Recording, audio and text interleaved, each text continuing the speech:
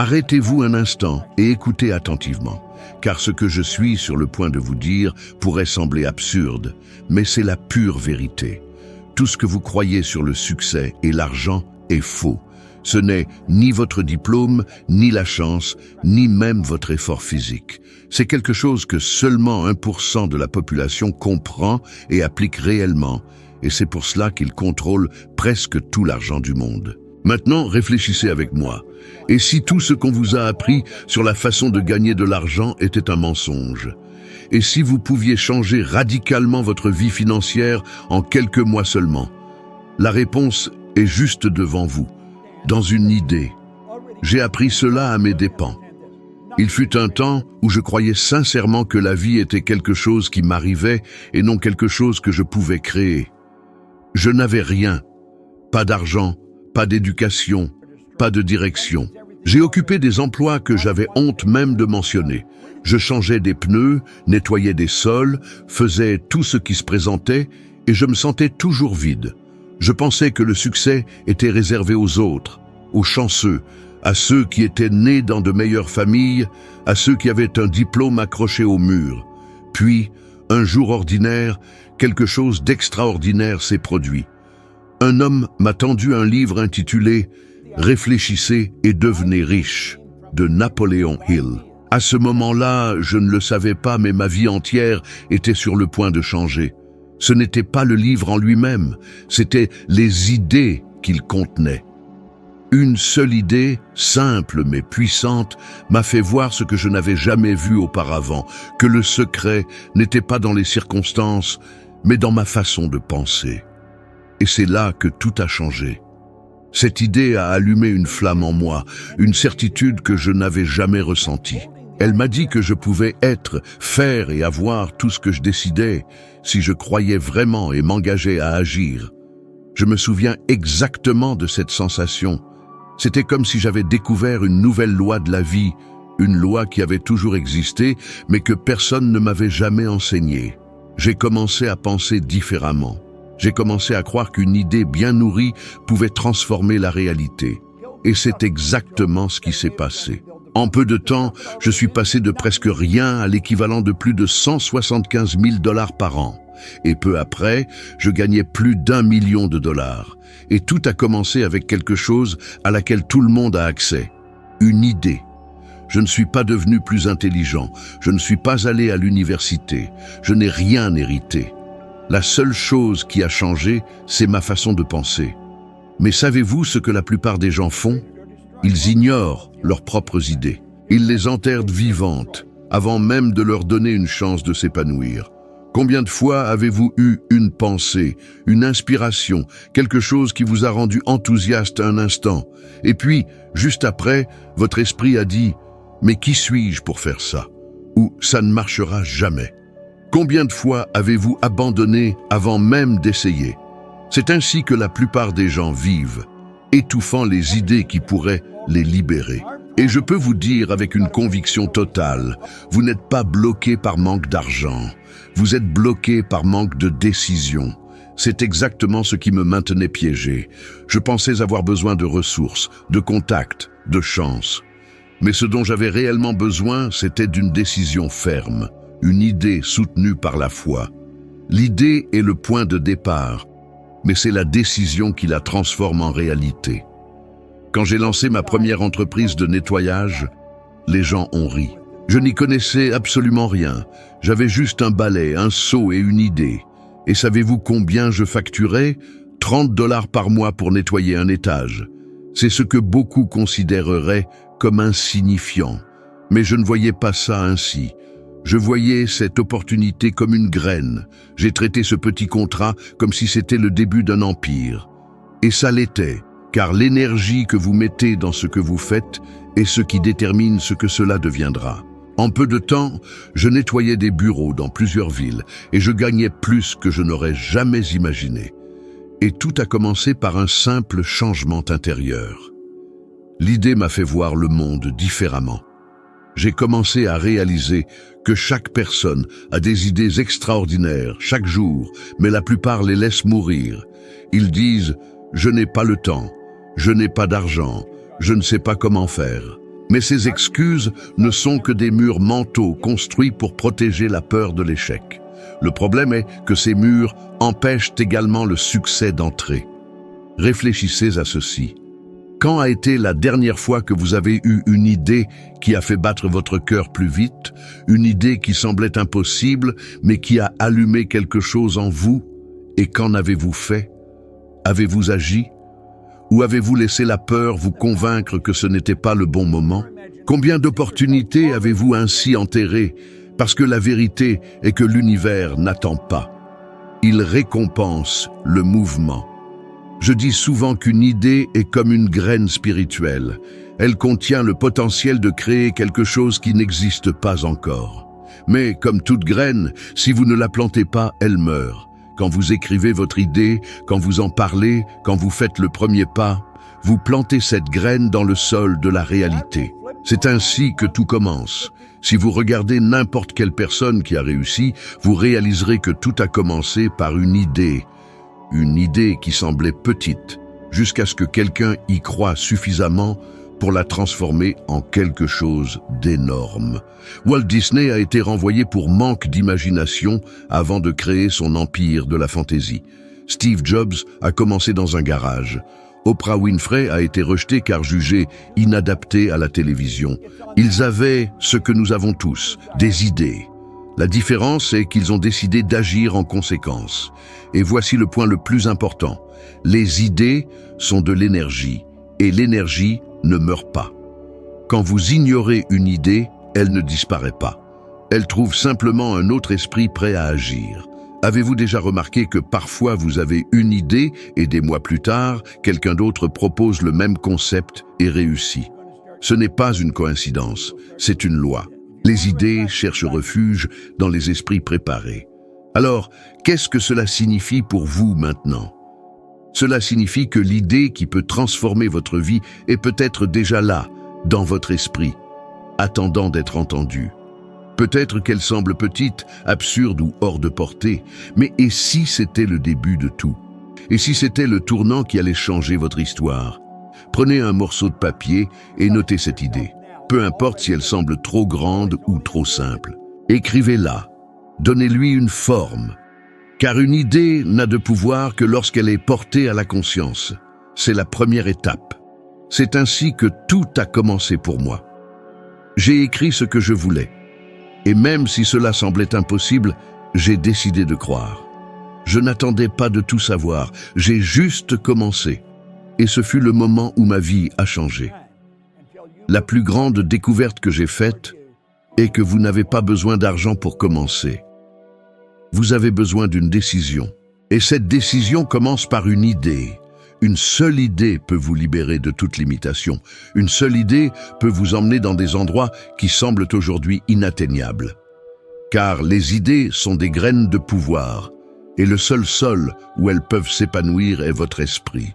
Alors, réfléchissez, quelle est l'idée que vous avez peur de suivre? Parce que c'est peut-être exactement la clé que ce 1% de personnes a décidé d'utiliser, et elle frappe maintenant à votre porte. Pendant de nombreuses années, j'ai cru à l'un des plus grands mensonges que le monde ait jamais raconté. Que pour réussir et gagner beaucoup d'argent, il faut être incroyablement intelligent. Cette croyance m'a accompagné pendant une grande partie de ma vie, et peut-être vous accompagne-t-elle aussi. J'ai grandi en entendant que le succès était réservé aux génies, à ceux qui fréquentaient les meilleures écoles, à ceux qui obtenaient les meilleures notes, à ceux qui avaient les bonnes relations. Et, en y croyant, je me suis automatiquement placé en dehors de ce groupe. Après tout, j'avais quitté l'école tôt, je n'avais pas de diplôme, aucune influence, et je savais à peine par où commencer. Mais ce que j'ai découvert, et ce qui a tout changé pour moi, c'est que le succès n'a rien à voir avec l'intelligence, mais plutôt avec la conscience. C'est votre façon de penser qui définit votre façon de vivre. La plupart des gens sont conditionnés à croire que ceux qui travaillent plus dur ou qui ont plus de connaissances sont ceux qui prospéreront. Mais regardez autour de vous. Combien de personnes connaissez-vous qui sont incroyablement intelligentes, instruites, travailleuses, et qui pourtant vivent encore avec des difficultés financières? Et combien d'autres, qui n'ont peut-être même pas terminé leurs études secondaires, vivent dans l'abondance, réalisant des choses que beaucoup considèrent inatteignables. La différence entre ces deux groupes ne réside pas dans la capacité intellectuelle. Elle réside dans ce que chacun croit être possible. Alors qu'un groupe utilise l'intellect pour justifier ses limites, l'autre utilise la foi mentale pour étendre ses possibilités. J'ai réalisé cela douloureusement, car pendant longtemps, j'ai aussi cru que je devais travailler plus dur, faire plus d'efforts, transpirer davantage. Je me levais tôt, je travaillais à en mourir, et je terminais quand même le mois pratiquement au même point. C'était épuisant. Je confondais le mouvement avec le progrès. Mais le progrès ne vient pas de la force physique, il vient de la force mentale. Je me souviens avoir pensé, si je travaille juste plus dur, je réussirai. Mais je me trompais. J'agissais sans conscience, sans direction, répétant les mêmes schémas jour après jour. Et c'est exactement ainsi que la plupart des gens vivent, dans un cycle de répétition hypnotique. Ils travaillent, paient leurs factures, se plaignent de la vie et recommencent tout de la même manière le lendemain. Tout cela parce qu'on leur a appris à croire que le succès vient de l'effort et non de l'alignement mental. Quand j'ai finalement compris que le secret ne résidait pas dans le travail acharné, mais plutôt dans le fait de travailler avec le bon état d'esprit, tout a commencé à changer. J'ai commencé à observer les personnes riches et qui réussissaient, et j'ai remarqué quelque chose de fascinant. Elles ne travaillaient pas plus que les autres. Elles pensaient simplement différemment. Elles ne voyaient pas l'argent comme quelque chose de lointain, de difficile ou de limité. Elles voyaient l'argent comme de l'énergie, quelque chose qui circule, quelque chose qui est toujours disponible. Et c'est là que cela devient vraiment intéressant. De nombreuses études en psychologie moderne et en neurosciences confirment que nos croyances façonnent nos résultats. Les recherches menées par l'université de Stanford ont démontré que les individus dotés d'un état d'esprit de croissance, ceux qui croient pouvoir apprendre, s'améliorer et évoluer, sont 50% plus susceptibles d'atteindre l'autonomie financière que ceux qui ont une mentalité figée, persuadés que les choses sont ainsi et qu'elles ne changeront pas. Cela signifie que ce n'est pas une question de connaissance, mais de foi en votre pouvoir de transformation. Je me souviens d'un moment charnière qui a tout bouleversé pour moi. J'écoutais une conférence d'un homme nommé Bill Gove et il a prononcé une phrase qui a résonné profondément en moi. « Si vous voulez être libre, vous devez être vous-même. » Cette affirmation m'a désarmé. J'ai réalisé que pendant des années, j'avais essayé de m'intégrer, d'apparaître plus intelligent, plus cultivé, plus acceptable. Mais la réussite ne vous demande pas de vous fondre dans la masse. Elle exige que vous vous libériez. Et ce jour-là, j'ai cessé de vouloir être ce que le monde attendait de moi pour commencer à être qui j'étais réellement. Beaucoup de gens me demandent « Mais Bob, si ce n'est pas l'intelligence, qu'est-ce que c'est alors ?» C'est la conscience. C'est la capacité de percevoir que tout ce que vous vivez est un miroir de vos pensées. C'est comprendre que les résultats obtenus dans le monde physique ne sont que la manifestation des images que vous entretenez dans votre esprit. Si vous pensez à la pénurie, vous attirez la pénurie. Si vous pensez à l'abondance, vous attirez l'abondance. C'est simple, mais puissant. Et pourtant, presque personne ne le fait de manière consciente. Combien de fois avez-vous consulté votre compte bancaire en laissant le chiffre qui s'y affichait dicter ce que vous pensiez être capable d'accomplir? Combien de fois avez-vous voulu investir, changer de carrière ou démarrer quelque chose de nouveau en vous disant « Je ne peux pas, je n'ai pas les moyens ». C'est votre paradigme qui parle. Cette programmation mentale qui vous maintient prisonnier de la vieille croyance selon laquelle l'argent est difficile à gagner et que le succès n'est réservé qu'à une poignée d'élus. Et tant que vous permettrez à cette croyance de dicter vos décisions, rien ne changera. Je connais des gens qui ont étudié toute leur vie, mais restent englués dans des emplois qu'ils détestent, gagnant à peine de quoi survivre. Et j'en connais d'autres qui, avec courage et vision, ont bâti des fortunes. Ils ont simplement pensé différemment. Prenons l'exemple de Richard Branson, le fondateur de Virgin. Élève dyslexique, il a échoué à plusieurs reprises. Mais il possédait ce que peu d'autres ont. Il voyait des possibilités là où d'autres ne voyaient que des obstacles. Il n'avait pas besoin d'être la personne la plus intelligente de la pièce. Il lui suffisait de croire en ses capacités. À l'inverse, combien d'individus brillants, dotés de quotients intellectuels très élevés, finissent par se saboter eux-mêmes par peur de l'erreur, par peur d'essayer, par peur de l'échec.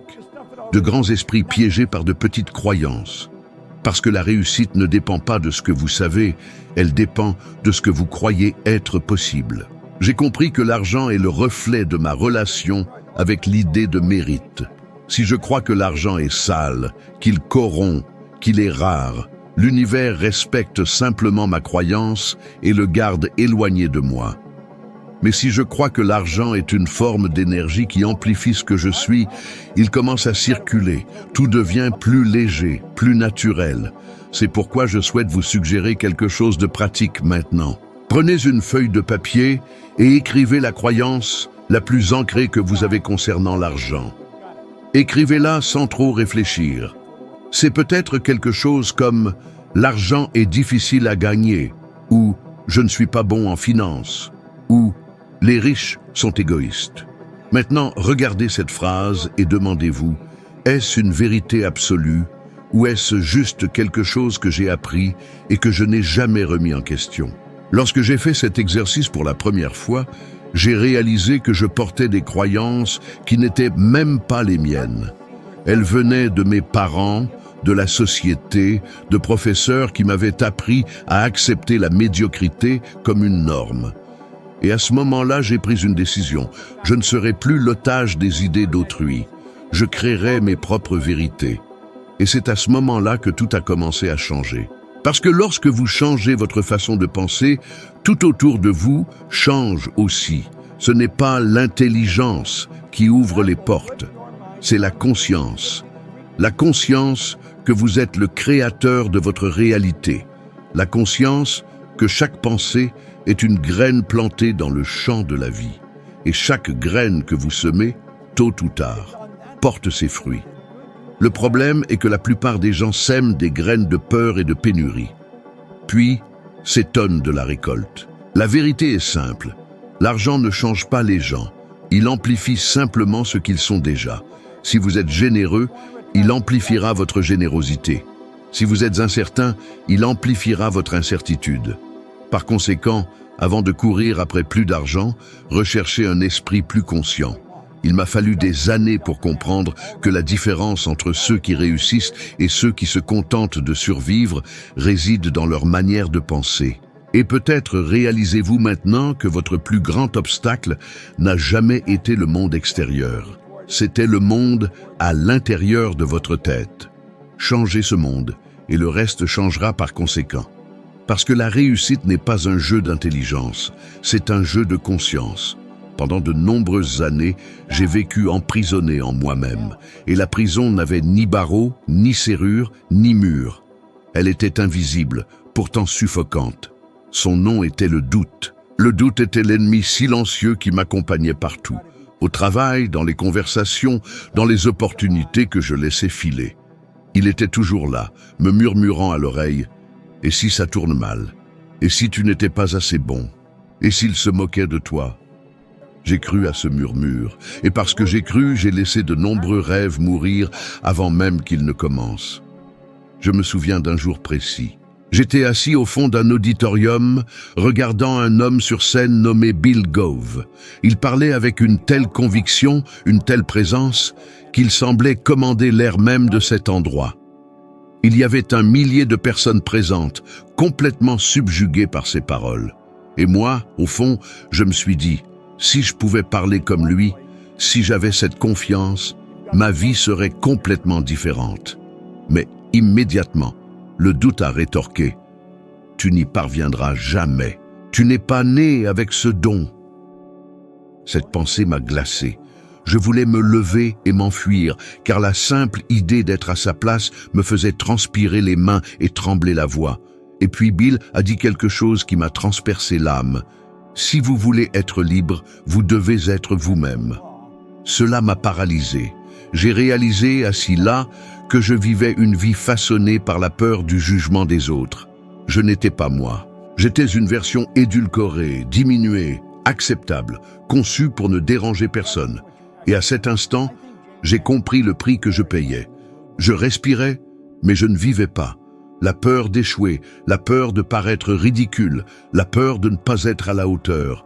Voilà ce qui maintient les gens piégés. Et le plus tragique est que la plupart ne s'en rendent même pas compte. Ils appellent cela prudence, bon sens, réalisme. Mais ce n'est pas le cas. C'est la peur déguisée. Le doute est un voleur de rêves. Et il est très subtil. Il se présente comme de la logique, mais son objectif est toujours le même. Vous empêcher d'agir. Et rappelez-vous, vous n'avez pas à tuer le doute. Il vous suffit d'agir malgré lui. Un pas à la fois, un acte de courage par jour. Et en peu de temps, vous regarderez en arrière et réaliserez que ce qui vous paralysait autrefois vous propulse désormais. Parce que le doute n'a de pouvoir que sur ceux qui choisissent de l'écouter. J'ai réalisé quelque chose au fil des ans. La plupart des gens n'échouent pas par manque de connaissances, mais par manque de répétition. Ils apprennent quelque chose de puissant, se sentent inspirés pendant un moment, mais bientôt tout s'estompe, comme une flamme s'éteignant par manque d'oxygène. Combien de fois avez-vous lu un livre, regardé une vidéo ou participé à un séminaire en repartant complètement motivé, convaincu que votre vie allait changer ? Et puis, après une semaine, tout est revenu à la normale. L'excitation s'est évanouie, les vieilles routines sont revenues et l'espoir de transformation s'est dissipé. Cela n'arrive pas parce que le contenu ne fonctionne pas. Cela arrive parce que la connaissance, sans répétition, ne se transforme pas en conscience. Le cerveau humain est un instrument incroyable, mais il n'apprend que par la répétition. C'est ainsi que nous créons des schémas, des habitudes et des croyances. Si vous entendez une idée une fois, elle reste dans votre esprit conscient comme un souvenir fugace. Mais lorsque vous la répétez, elle descend dans le subconscient. Et c'est là que la véritable transformation se produit. Le subconscient contrôle 96% de nos actions quotidiennes. C'est ce qui décide de ce que vous faites lorsque vous ne réfléchissez pas. Et c'est pourquoi, même après avoir appris quelque chose de nouveau, vous revenez à agir comme avant. Parce que votre ancienne programmation tourne toujours en vous. J'ai vécu cette réalité. Au début de mon parcours, je lisais, j'étudiais, j'écoutais des gens brillants. Mais les résultats ne changeaient pas. Je savais quoi faire, mais je ne le faisais pas. C'était frustrant. Jusqu'au jour où j'ai entendu une citation d'Earl Nightingale qui a tout changé. Vous devenez ce à quoi vous pensez la plupart du temps. Cela semblait trop simple, presque évident, mais j'ai décidé de le tester. J'ai commencé à écouter les mêmes enregistrements chaque jour, sans faute, dans la voiture, sous la douche, avant de dormir. J'ai répété les mêmes mots jusqu'à ce qu'ils fassent partie de moi. Et un jour, sans m'en rendre compte, j'ai commencé à agir différemment. C'était comme si un interrupteur s'était déclenché dans mon esprit. J'ai cessé de forcer les changements et j'ai commencé à vivre naturellement en accord avec eux. Je n'avais plus besoin de me rappeler de penser positivement. Cela arrivait automatiquement. Je n'avais plus besoin de me convaincre que j'étais capable. Je le croyais simplement. C'était comme si le nouveau schéma avait remplacé l'ancien. Et c'est à ce moment-là que tout a commencé à se mettre en place. La science d'aujourd'hui confirme ce que j'ai vécu en pratique. Les neuroscientifiques ont découvert que le cerveau crée des connexions électriques chaque fois que vous répétez une information. Plus vous répétez quelque chose, plus cette connexion devient forte, jusqu'à ce que le comportement soit automatique. C'est ce qu'on appelle la neuroplasticité. Le cerveau se modèle en fonction de ce que vous répétez. Donc, si vous répétez la peur, la pénurie et l'insécurité chaque jour, c'est ce que votre cerveau reproduira. Mais si vous répétez la foi, l'abondance et l'action, cela commence à fonctionner sur une fréquence totalement différente. C'est pourquoi j'ai créé l'habitude de la répétition consciente. Je choisissais des phrases dynamisantes et les prononçais à voix haute chaque jour. Au début, cela me semblait étrange, voire insensé. Je me regardais dans le miroir et disais « J'ai le pouvoir de créer la richesse. Je suis le créateur de ma réalité. » Au début, j'avais l'impression de me mentir à moi-même. Mais avec le temps, quelque chose a commencé à changer. Mon esprit a commencé à croire ces mots. Ils ont cessé d'être de simples affirmations pour se transformer en convictions. Beaucoup de gens pensent que répéter quelque chose de positif n'est que du développement personnel. Ce n'est pas le cas, c'est de la reprogrammation mentale. Quand vous répétez une nouvelle idée, vous remplacez un ancien schéma. Et si vous y réfléchissez bien, vous le faites déjà naturellement, mais de manière négative. Combien de fois par jour vous dites-vous « Je ne peux pas, je n'ai pas d'argent, je ne suis pas assez bon ». Et vous croyez ces phrases parce que vous les répétez depuis des années. Si vous pouvez croire en la limitation, vous pouvez aussi croire en l'expansion. La différence réside dans ce que vous choisissez de répéter. Je me souviens d'une période où j'étais complètement perdu.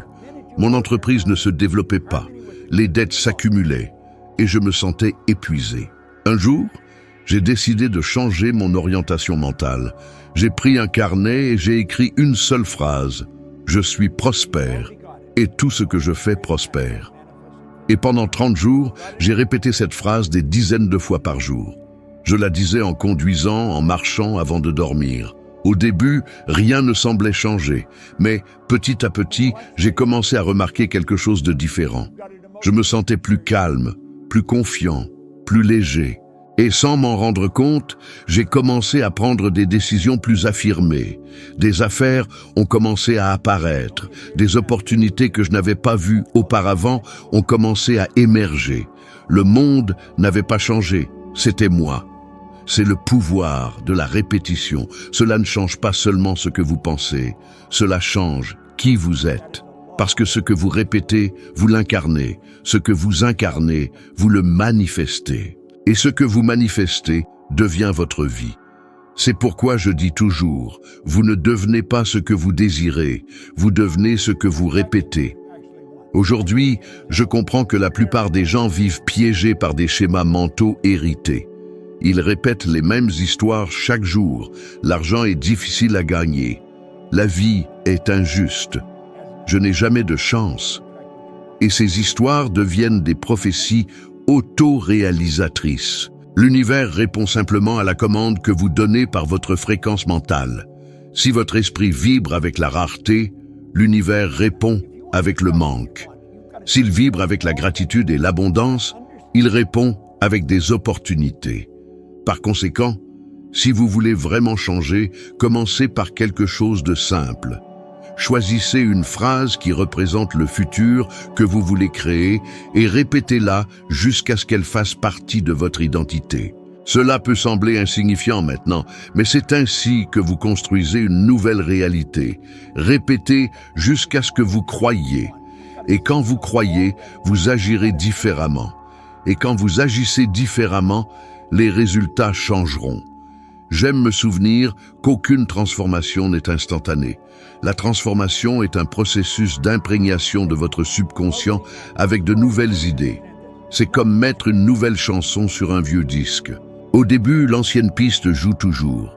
Mais si vous continuez d'insister, le nouvel enregistrement recouvre et efface ce qui était là avant. C'est ainsi que l'on change une vie. Et si vous voulez une preuve de cela, regardez toute personne ayant un succès durable. Elles ont toutes des rituels mentaux. Elles répètent des affirmations, revoient leurs objectifs, visualisent les résultats. Elles ne dépendent pas d'une motivation passagère. Elles construisent des habitudes qui façonnent le destin. Steve Jobs se disait quotidiennement « Aujourd'hui pourrait être le dernier jour de ma vie, alors je vais faire ce que j'aime ».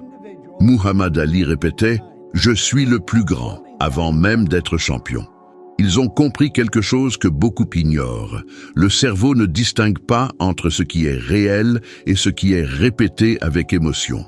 Alors, commencez à répéter ce que vous voulez vivre et votre cerveau travaillera à le rendre réel. La répétition est le lien entre ce que vous pensez et ce que vous vivez. C'est ce qui transforme une idée en identité. Vous avez passé assez de temps à répéter des limitations. Il est maintenant temps de répéter des possibilités. Choisissez ce que vous voulez être et répétez-le jusqu'à ce qu'il devienne impossible d'en douter. Parce que le jour où vous croirez vraiment sera le jour où tout autour de vous commencera à bouger dans la direction de votre nouvelle réalité. Ce que vous venez d'entendre peut sembler simple, mais c'est exactement ce qui sépare ceux qui ne font que rêver de ceux qui transforment véritablement leur propre vie. La vérité la plus puissante qui existe est que rien ne change tant que vous ne changez pas ce que vous répétez dans votre esprit.